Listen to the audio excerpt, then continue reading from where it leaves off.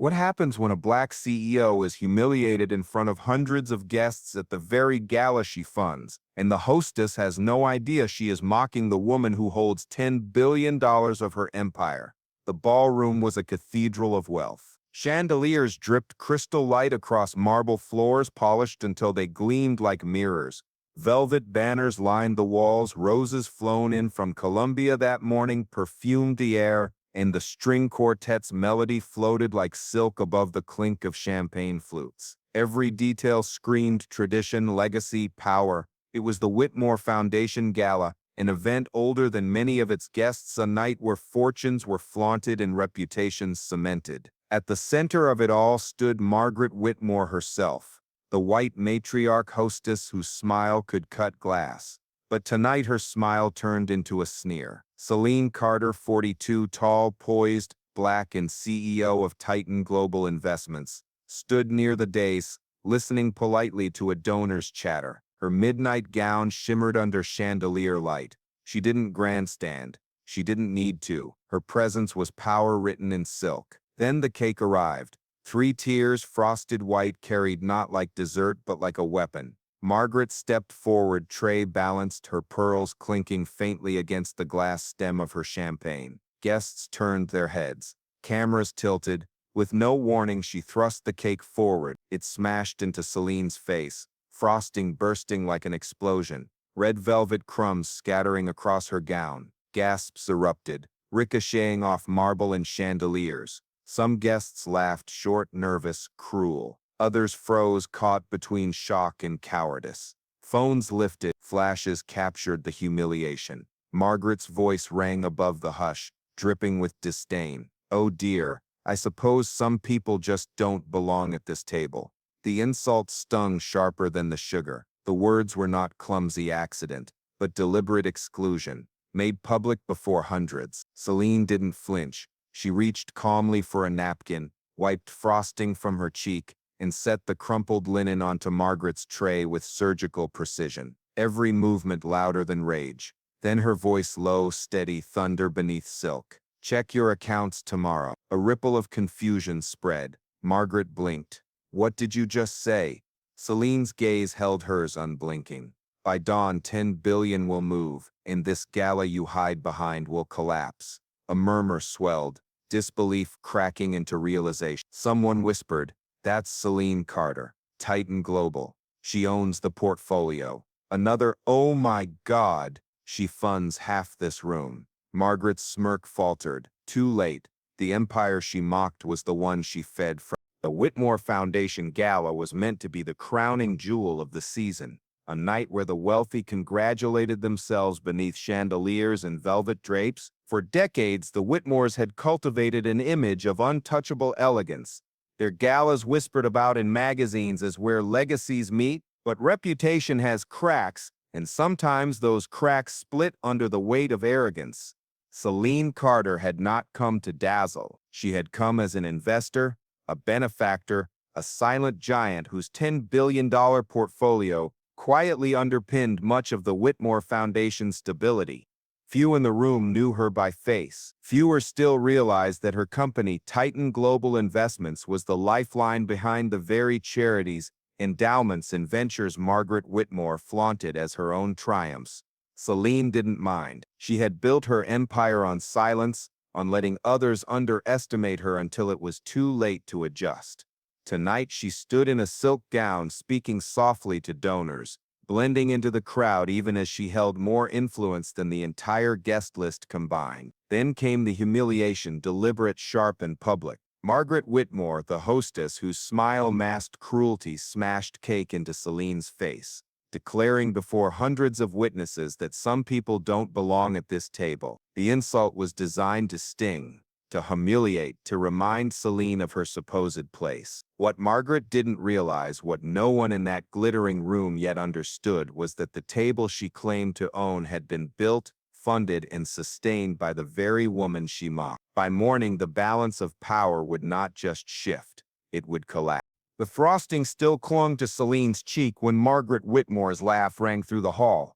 Not nervous laughter, but deliberate mockery laughter meant to gather others around it, to make humiliation contagious. Well, Margaret said loudly, wiping her gloved hands on a napkin as if dusting off dirt. It seems some guests don't know how to carry themselves in refined company. Perhaps next year, we'll screen invitations more carefully. Her words carried like daggers across the marble hall. Guests chuckled in brittle agreement. Others looked away, pretending fascination with champagne bubbles. A few dared record, their phones angled low, red lights blinking like complicit eyes. Celine remained seated, still as carved stone. She lifted her glass of water, sipped calmly, and set it down with care. Not a flicker of rage, not a tremor. The silence between her movements was louder than Margaret's theatrics, but Margaret mistook that calm for weakness. She pressed harder. "Oh, don't pout," she said, voice sickly sweet. "These things happen. It's just cake." Celine dabbed at her gown with a napkin, movements deliberate. "Yes," she said softly, "just cake." Margaret turned to the crowd, her smirk widening. "Honestly, can you imagine, Titan Global or not? Some people should stay where they came from." A ripple of murmurs swept through the room. Now the words weren't just exclusion, they were an unveiled attack. And yet Celine didn't rise. She simply leaned back, gaze sweeping the crowd like a patient teacher watching children test boundary. In the corner, a hedge fund manager whispered, "She's taking this too far." His companion shrugged. "It's Margaret. Who's going to stop her?" The answer, Celine thought, would come soon enough. Margaret mistook the silence for victory. She leaned close, voice sharp enough for Celine alone. "You'll regret ever showing your face here." Celine's eyes lifted, steady. "Do you know what regret costs at scale?" Margaret blinked, uncomprehending. Celine leaned back again, folding her hands neatly. She didn't need to explain. Tomorrow, Margaret would learn the price. Margaret Whitmore was not finished. Humiliating Celine once wasn't enough. Her pride demanded spectacle. The room had given her nervous laughter, but she wanted applause. She wanted every guest to remember this night as her victory over the stranger she thought beneath her. She clinked her glass with a fork, the high note silencing the quartet. "Ladies and gentlemen," she announced, her pearls glinting, "our gala celebrates legacy."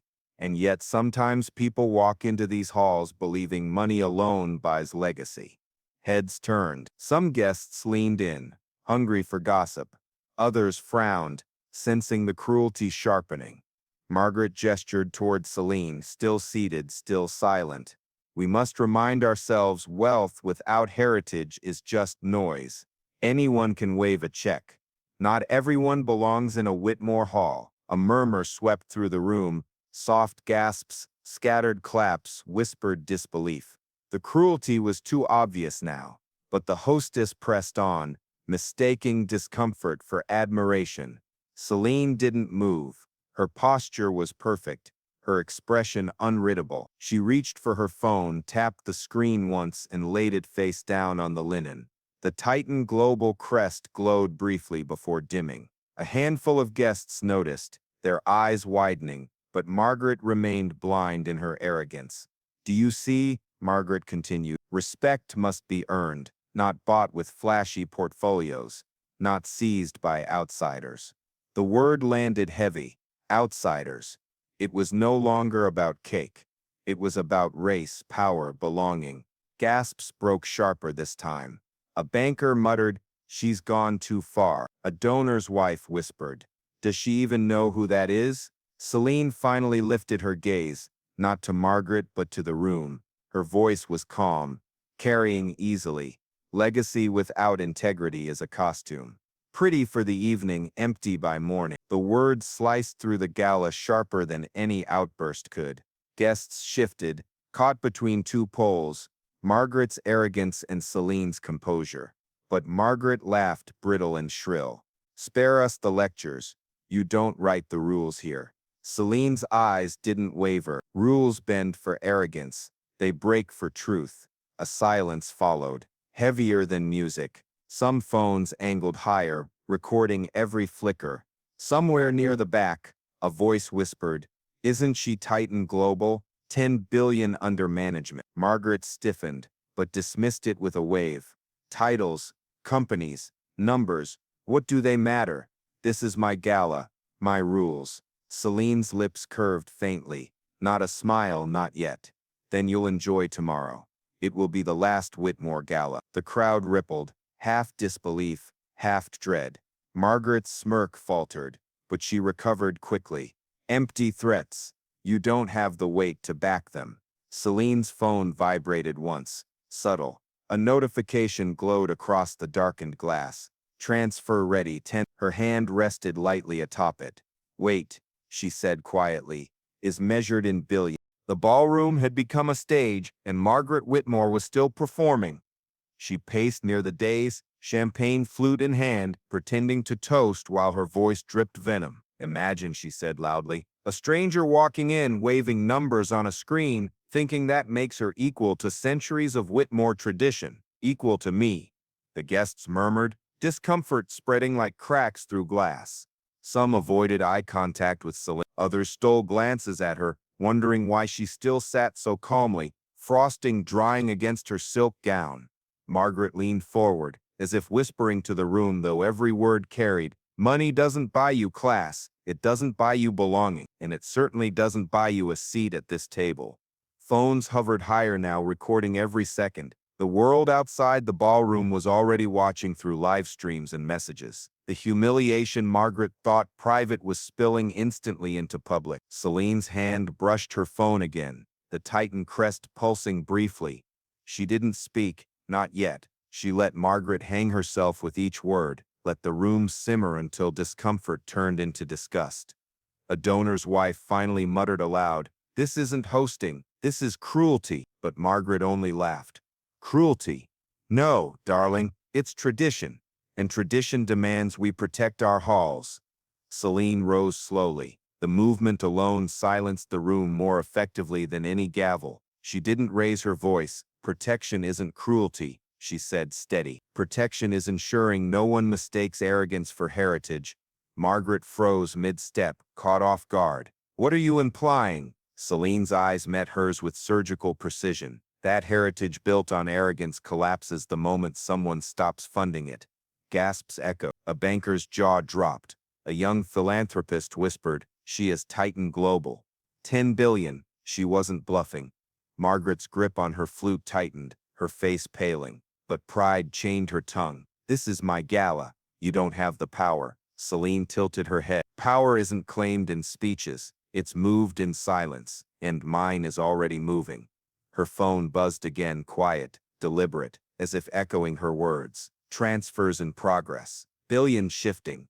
The guests shifted too. Some stepped away from Margaret, their alliances unraveling. Others looked towards Celine with the sharp, new respect reserved for those who redefine the rules mid-game. Margaret tried one last time, voice cracking. You think you can erase the Whitmore name in one night? Celine leaned forward slightly, her tone almost gentle. Not erase. Replace. The chandelier light glinted in her eyes as she straightened. She didn't need to explain further. Everyone in the room understood the gala had reached its end, not just for the night, but for the Whitmores themselves. The ballroom was holding its breath. Margaret Whitmore still stood at the dais, pearls shining under chandelier light, her smirk faltering as murmurs swirled through the crowd.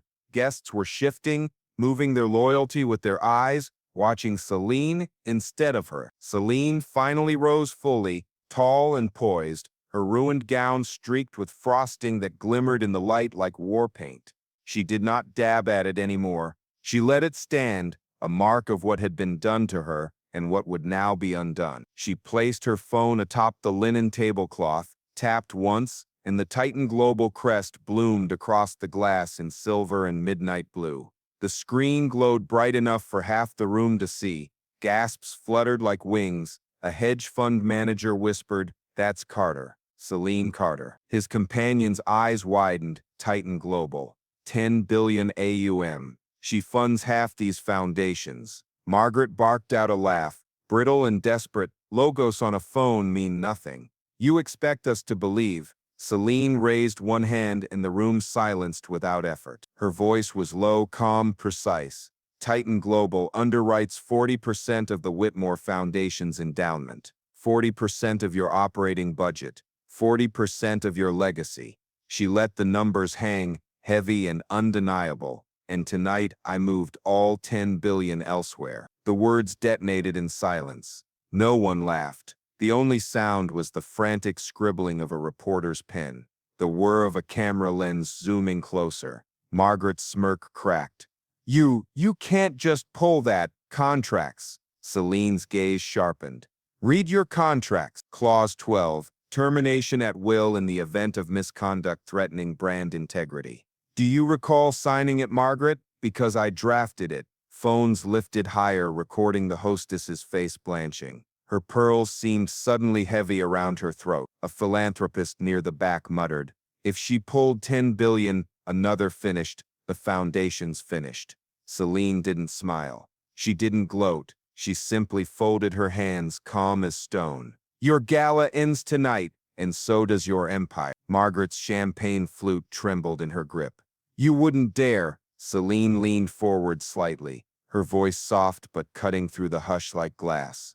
I already did. The chandelier light seemed colder now, refracting across faces drawn tight with shock. Margaret Whitmore's smirk had collapsed entirely, leaving only a rigid mask of disbelief. Her hand trembled around the stem of her glass. No, she whispered, more to herself than to anyone else. She's bluffing. This is theater. But the room no longer believed her. Donors pulled out their phones, logging into accounts, scanning notifications. Gasps echoed as balances refreshed. A man in a navy tux muttered, "It's true." Endowments frozen. The transfers hit, another whispered. 40% of their backing gone overnight. The guests began to shift, physically, morally. They moved away from Margaret, their shoes scraping across marble as distance bloomed between her and them. For years they had leaned into her gravity, orbiting her as if she were the sun. Now, with a single revelation, her gravity had collapsed. Celine Carter breathed a woman in emerald satin. I thought she wouldn't even bother coming tonight. She funds half the projects in this city, her companion replied, awe in his tone. And Margaret just threw cake at her, phones angled higher, recording the moment with merciless clarity. Clips were already leaving the ballroom, streaking across social feeds with captions sharp as knives. The hostess mocked a CEO worth 10 bip. Watch what happens next. Margaret tried again, her voice shrill now. You don't belong here. You think money makes you royalty? It doesn't. It never will. Celine remained still, gaze unwavering. Royalty fades. Power migrates. And tonight, it migrated out of your house. The words rippled like thunder. Guests nodded, some clapping softly, the sound growing until applause rattled the chandeliers. Not for Margaret. Never again. The applause belonged to the woman she had tried to humiliate. Margaret slammed her glass down, red wine splattering across the linen like blood. You'll regret this. Celine's voice was quiet, each syllable deliberate. Regret is waking up tomorrow to find your empire hollow. That's not my regret. It's yours. Across the room, a banker cleared his throat. Mrs. Whitmore, my firm cannot continue partnership without Titan Global's guarantee. Another donor stepped forward. Neither can we. Consider our support suspended until further notice. It was a domino collapse, swift, unstoppable. The very people who once toasted Margaret's legacy were severing ties before her eyes, not out of morality but survival. Without Celine's billions, their investments were quicksand. Margaret's face blanched. She turned to her husband, standing stiffly near the orchestra pit. Say something. But he shook his head slowly, defeated. There's nothing left to say. Celine tapped her phone once more. A final notification blinked across the glass. Transfer complete. Holdings clear. She lifted her gaze, calm and final. The Whitmore Foundation is no longer solvent. This gala is awake, though you didn't know it when you planned it. Gasps turned to murmurs, murmurs to silence. Margaret swayed slightly, her pearls catching the light like chains. The ballroom had become a theater of reckoning. No music, no yacht, no polished speeches, just the heavy thrum of silence broken by whispers that cut deeper than applause.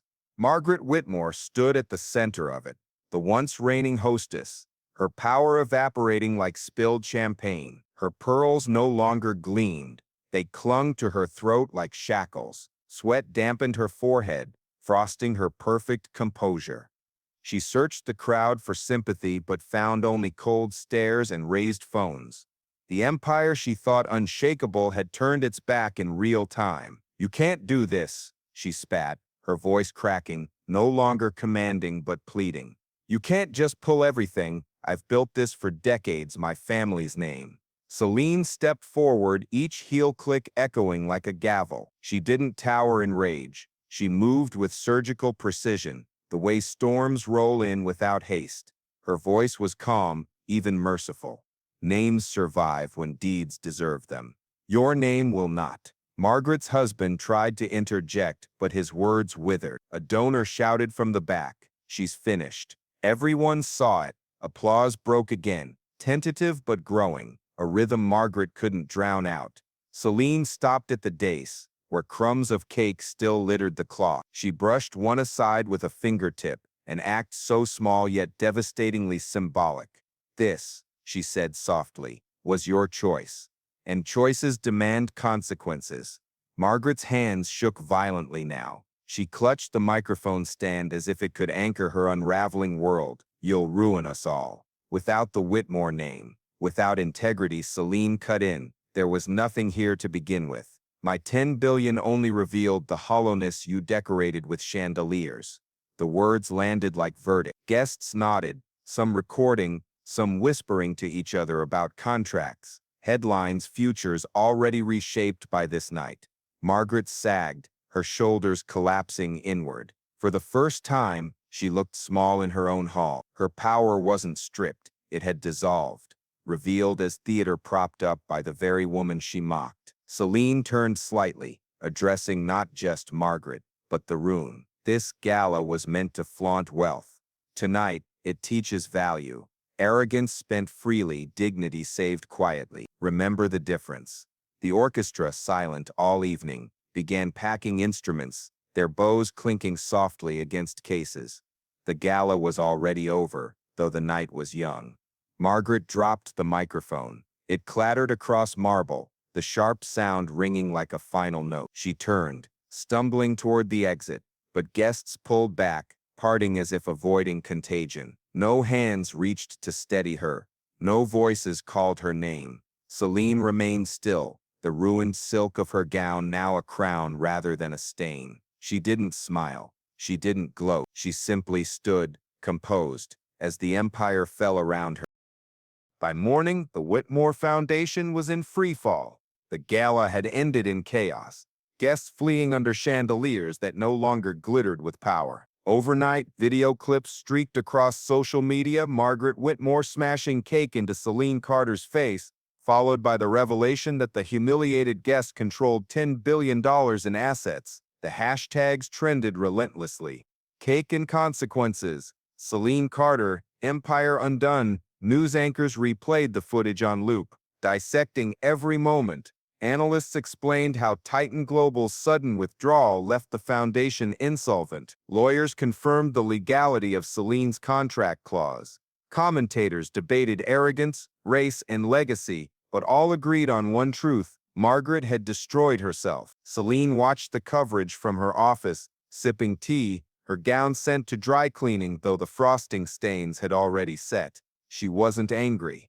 Anger had no utility. Instead, she observed with clinical detachment as the empire folded faster than anyone predicted. Calls poured in from journalists, allies, even enemies. She answered few. Titan Global's statement was concise. Effective immediately, we have terminated funding for the Whitmore Foundation due to violations of contractual integrity. Funds have been redirected to community initiatives aligned with our values. The reaction was seismic. Charities once tied to the Whitmores lined up to partner with Celine directly. Donors scrambled to distance themselves from Margaret. Politicians who had once posed beside her portrait issued icy statements condemning her actions. Inside the Whitmore estate, panic reigned. Margaret's staff resigned en masse, citing untenable conditions. Her husband was spotted leaving in a black sedan, face blank, luggage piled in the trunk. A leaked email from the foundation board confirmed the worst, bankruptcy imminent. Yet Celine did not celebrate. She kept her schedule.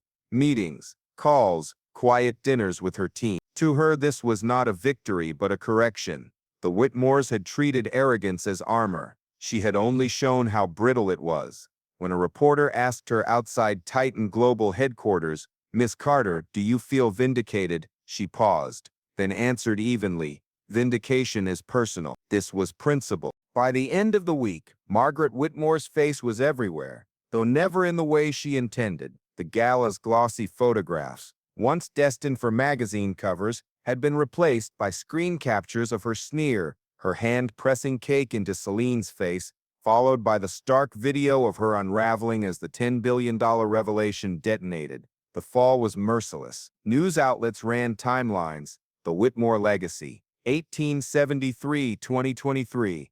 They framed it not as heritage, but as hubris. Editorials described Margaret as a relic of exclusion, undone by arrogance. Late-night comedians joked she brought cake to a billion-dollar fight. The internet turned her into a meme factory. GIFs of Celine's calm stare spliced against Margaret's shrill collapse. Investors abandoned the Whitmores overnight. Their real estate holdings stalled. Their charity partnerships dissolved. Their art collection quietly listed for auction. Margaret's lawyers scrambled, but contracts were airtight. Titan Global's withdrawal had stripped their scaffolding bare. Reporters camped outside the Whitmore mansion. When Margaret finally emerged, she wore sunglasses and a forced smile, muttering, "No comment." But the crowd shouted, "Do you regret it? Why target Celine Carter?" Her silence, once a weapon, was now shackles. Meanwhile, Celine's image rose like a tide. She appeared in op-eds, not as a victim, but as a model of restraint. Her silence was louder than their laughter, one journalist wrote. Business schools dissected her handling of the humiliation as case studies. Advocacy groups praised her as proof that dignity could dismantle arrogance without theatrics. In a rare interview, Celine addressed the incident only once. The reporter asked, "When she smashed the cake, what went through your mind?" Celine sipped her tea calm as ever. "That sweetness spoils quickly. Dignity doesn't." The quote ricocheted across headlines. It was printed on posters, reposted on social media, repeated in boardrooms. Margaret, once the queen of her social circle, now found doors closed. Invitations vanished. Her name, once spoken with reverence, became shorthand for downfall. "Don't pull a Whitmore," executives whispered in meetings. Celine, however, moved forward. She redirected the $10 billion into education, housing, and healthcare initiatives. Funds that once propped up the Whitmores now seeded communities that needed it most. For every headline mocking Margaret, there was another praising Celine. She didn't gloat. She didn't chase cameras. She let the contrast speak. One woman had turned cake into ashes. The other had turned humiliation into legacy. By the end of the month, the Whitmore Foundation ceased to exist. Its accounts were frozen, its board dissolved, its projects absorbed by other organizations eager to distance themselves from the scandal. The once proud Whitmore crest, etched on plaques and banners across the city, was quietly removed in the night, leaving behind blank marble where arrogance once paraded as legacy. Margaret Whitmore herself became a ghost in her own city. Once photographed at every gala, quoted in every society column, she now walked quickly with her head low, trailed by whispers and camera flashes that no longer celebrated her but hunted her downfall. The woman who had weaponized a cake was left with crumbs of reputation. The gala hall where it all happened sat empty for weeks. Bookings canceled, staff furloughed. Rumors spread that Titan Global would purchase the property outright. When asked, Celine Carter only replied, "Spaces matter less than the lessons left inside them." It was a non-answer, yet enough to keep speculation alive. Meanwhile, Celine's influence spread like wildfire. The $10 billion she had pulled from Whitmore control was reinvested in initiatives that carried her quiet signature: schools in underserved neighborhoods, scholarships for first-generation college students, affordable housing complexes, and healthcare clinics. Headlines shifted from the cake incident to the Carter vision. At a press conference announcing the first wave of scholarships, Celine stood at the podium, her voice steady. Humiliation is temporary. Dignity is generational. Tonight we begin building legacies that won't collapse under arrogance. The crowd erupted in applause, students cheering, parents crying, journalists scribbling. No mention of cake was necessary. The world already remembered. In private, Celine remained unchanged. She still rose at dawn, still wrote in her leather journal, still preferred tea over champagne. She didn't need to remind herself of what she had done. The world did it for her daily. But in her journal, she wrote one final note on the matter. Power doesn't it simply moves, and when it moves, the world feels it. Margaret's name lingered only in jokes, in boardroom warnings, in the whispered cautionary tale told over cocktails. Never underestimate who sits across from you. Celine's name, however, grew heavier with each retelling. Not just as a CEO, not just as a black woman who silenced arrogance with $10 billion, but as a leader who turned insult into opportunity, humiliation into history. The Whitmore Gala would be remembered, but not as Margaret intended. It would never again be a celebration of her family's prestige. It would be remembered as the night she lost everything, and the night Celine Carter rewrote the balance of power with a single sentence. The storm outside never rattled Celine, but in quiet moments, she allowed herself to feel the echoes. Alone in her penthouse, the city lights stretching beneath her like constellations, she would set aside her phone, her reports, her endless schedule, and simply breathe. The gown she had worn that night hung preserved in her closet, frosting stains faint but still visible even after cleaning. Some suggested she should frame it, donate it to a museum as a relic of history.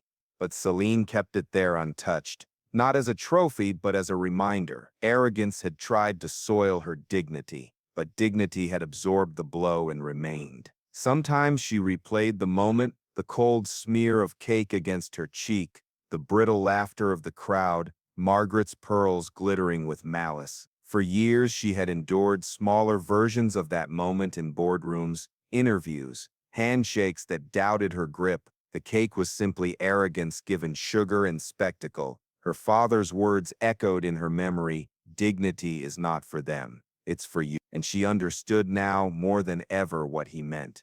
She wrote about it in her journal, her pen scratching late into the night.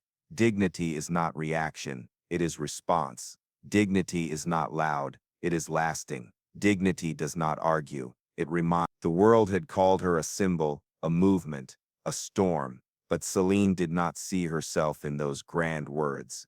She saw herself as a woman who had refused to bend to arrogance, who had chosen not to return humiliation with noise, but with clarity. Yet in the stillness of her apartment, she also acknowledged the weight. Being calm was not easy. Carrying dignity came with cost. The exhaustion after the gala was not from the frosting or the crowd. It was from holding steady when every instinct screamed to shout, to rage, to fight fire with fire.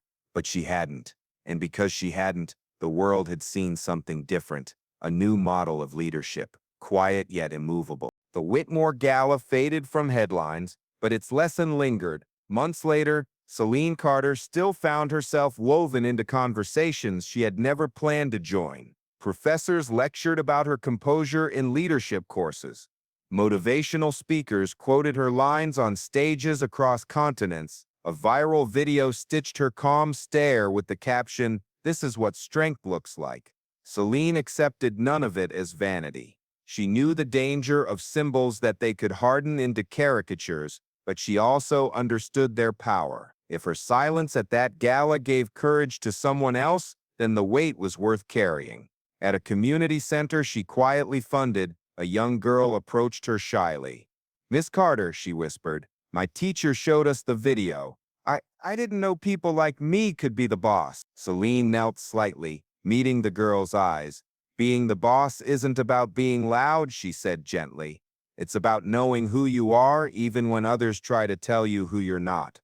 The girl nodded, her eyes glowing with something Celine recognized, belief. That moment mattered more to her than the applause of investors or the nods of professors. Still, the world tested her. Interviews angled for sensationalism. Did it feel good to destroy Margaret Whitmore? Reporters pressed. Celine's answer never changed. I didn't destroy her, arrogance did. Her refusal to gloat only amplified her reputation. She became the archetype of controlled power, a figure invoked whenever arrogance faltered under truth. CEOs studied her, politicians quoted her, communities claimed her as proof that silence too could roar, but Celine remained grounded. She reminded her team often, "Don't let my calm fool you. It takes work. It takes choice." She wanted them to see that dignity wasn't magic, it was discipline, a daily practice sharpened through years of being underestimated. At an awards banquet months later, she was introduced as the woman who rewrote Legacy with $10 billion. She accepted the trophy, set it aside, and said simply, "I didn't rewrite Legacy. I reminded everyone that legacy without integrity is hollow." The room erupted, not because the line was clever, but because it was true. Seasons passed, the Whitmore name dwindled into a cautionary tale, a footnote in textbooks about arrogance and downfall. But Celine Carter's name grew heavier with time, not as scandal, but as guidance. She did not dwell on the cake. She rarely even mentioned it. What mattered was what came after. The schools built, the scholarships funded, the clinics opened with the redirected $10 billion. She visited them often, not with cameras, but with quiet presence. She shook hands, sat in classrooms, asked children about their dreams. For them, she wasn't the woman in the viral video. She was the benefactor who believed in their futures. In her journals, she wrote, "Humiliation is temporary. Legacy is choice. I choose the latter." Her life slowed in small but intentional ways. She planted a rooftop garden, a place where she could breathe above the noise of the city. She began painting again, abstract strokes of color, messy and free, unlike the measured precision of her business life. She found herself laughing more with friends, less guarded, as though the gala had burned away a weight she hadn't realized she carried. And yet dignity never left her side. It was not armor now, but compass. She taught it to those she mentored, young professionals, women stepping into boardrooms for the first time, students dreaming of more than survival. She told them, "The world will test you, sometimes with whispers, sometimes with cake. Don't let the test decide you. Decide yourself." The phrase spread, repeated in commencement speeches and quoted in articles. Decide yourself. It became her quiet motto, etched not into marble but into the lives of those who heard it. One evening, years later, Celine stood again in a ballroom. Different chandeliers, different guests.